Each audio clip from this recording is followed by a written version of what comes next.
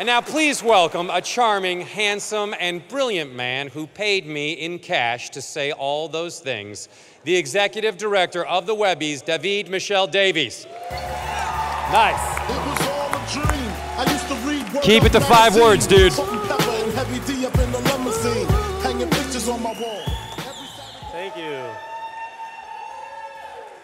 So, this year, more than any other, left us all saying, man, that was the worst year ever for the internet.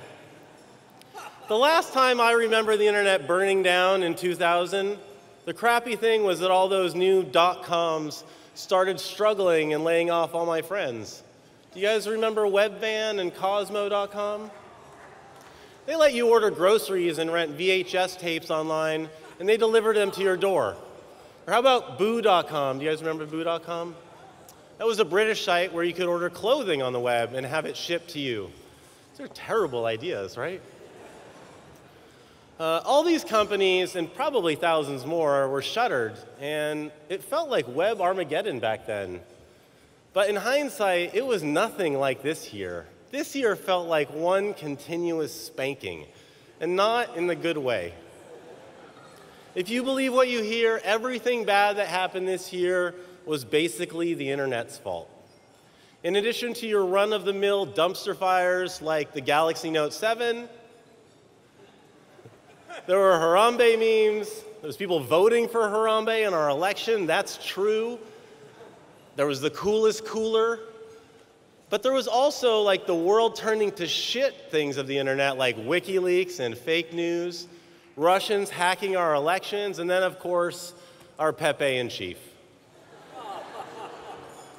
But look, in thinking about this and in working on this year's Webbies, with our incredible team and overseeing our judges who are in 30 different countries and going through your more than 13,000 wonderful entries, voting on the nominees, announcing the winners, having you all here tonight, I realized something.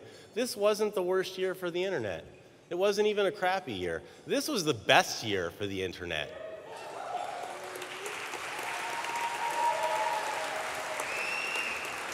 This is the year we all looked up and realized what really matters. This was the year we realized that the values we as an internet community and in this room care about are environment, inclusion, science, actual facts, truth, liberal democracy.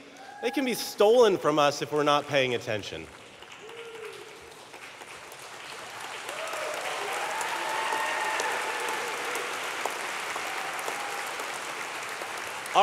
Our honorees, you, in the room tonight, aren't just paying attention, you're using the internet to do something about this. There are so many examples here. I'm going to single out 2. Square, they made a film with Odd Films. It's called Yasin Falafel. You should watch it. It's a winner in our long-form category. It is so universally beautiful. It tells the story of a Yasin, a Syrian refugee, trying to make it in America. It is just one of so many examples told online and shared every day that stand tall and unbreakable against all those xenophobic posts and trolling tweets. And of course, our social movement of the year. A small group of women inspired by a Facebook post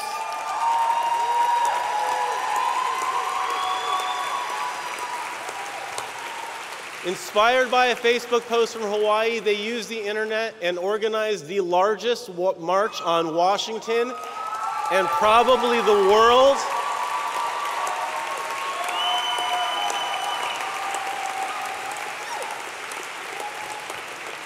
Ever. Full stop, the Women's March.